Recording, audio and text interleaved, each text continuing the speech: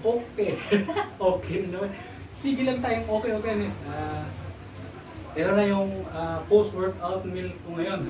Shoulder and saka back yung inupa namin. Bali, dalawang kanin na to. Let's go na to. Ano to? Isang buhusan lang o hatiin ko pa. Huwag kang gulo. Hati mo na, hati. Kasi parang masikip eh. Tapos, dito ka lang. May wagang tukwat baboy or sa amin kasi ito, adobo humba to eh, humba eh. Dito, tukwa baboy. Pero sa amin to humba to eh, purong taba at saka ano tawag ito? Ayun, taba talaga yung marami tapos kukunti lang yung laman dito sa dulo. Tapos, ito na yung may waga akong paksiw. Diyan na muna yung pack-up nating ulam. Kamayin ko na to. Isa, lagi naman itong nagkakami.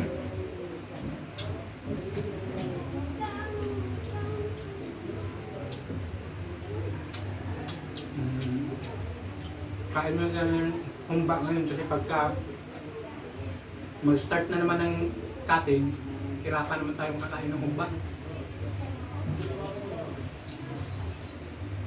Mga Bisaya, alam na alam yung ano yung humba. Yung ano binibilhan ko kasi ng ulam ngayon, yung Bisaya din na ano. Makinig maggawa ng humba. Takpan natin itong pangatunan. Sure malte.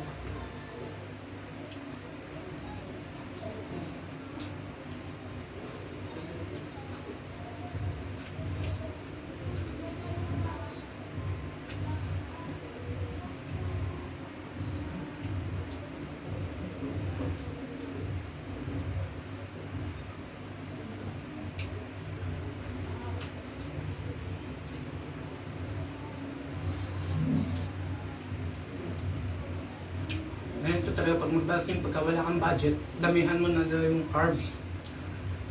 Mas mura yung carbs kaysa high protein ng mga pagkain.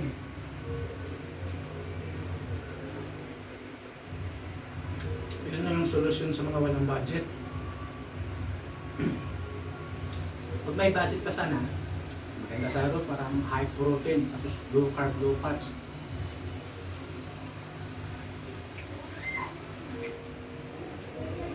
Budget kaya high carbs.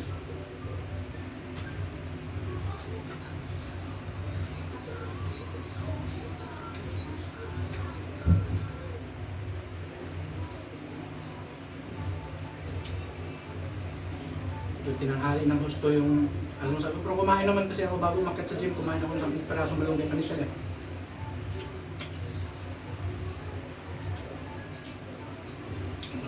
Practice kasi posing yung bossing namin doon sa gym kaya napatuhin.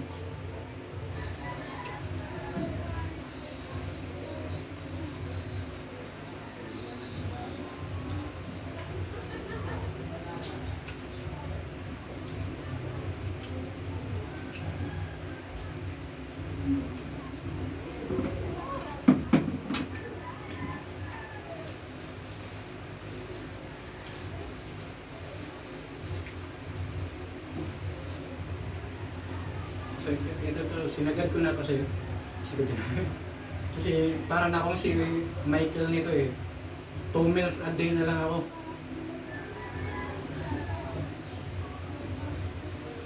Pagka naka-off duty ha, pero pag naka-on duty ako, 6 meals. Anim na kainan sa loob ng 24 hours.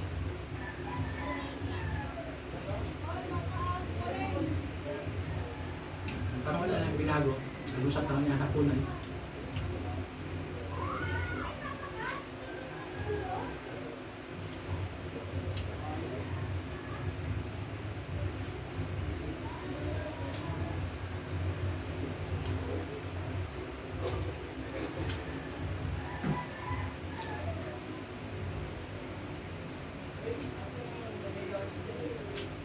Nakaramdam na ako ng sabi ko.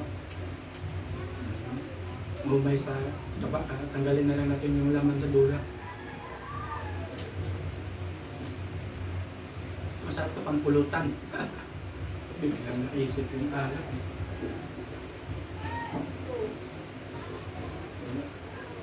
Natataba, maganda ito pang pulutan.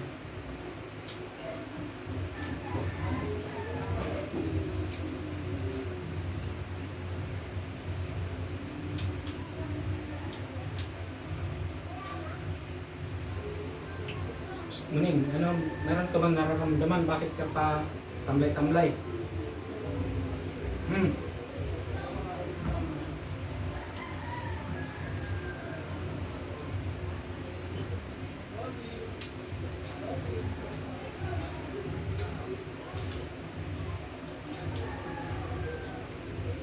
Kaya siguro naging matamlay kasi ka napadidi ng anak mo.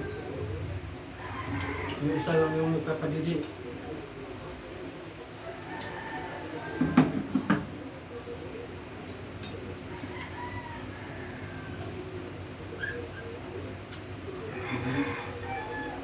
Hindi naman, partihan mo naman yung mga tropa ko para hindi naman magtampo to sa akin.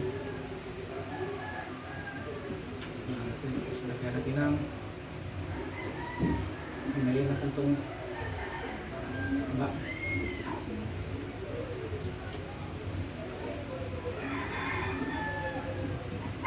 Kain yung ito.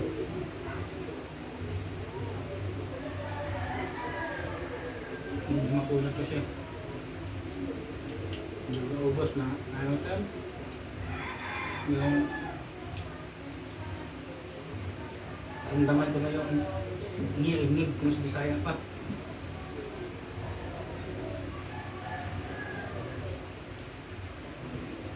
Lahat talaga ng ibigay puro may taba eh.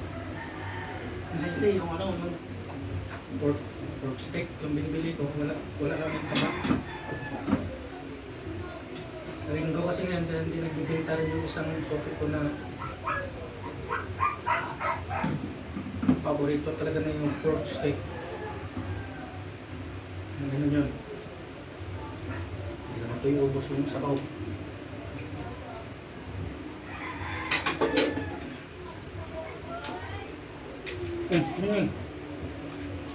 Huwag kang pakaangkaang dyan.